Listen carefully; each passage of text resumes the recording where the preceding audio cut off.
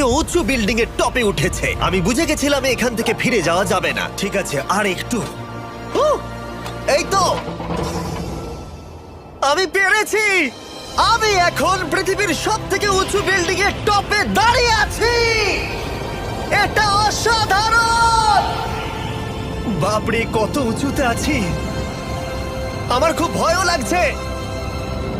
আমার নিচে তাকালে হবে না, শরীর খারাপ হয়ে যেতে পারে, ভয় লাগছে আমার।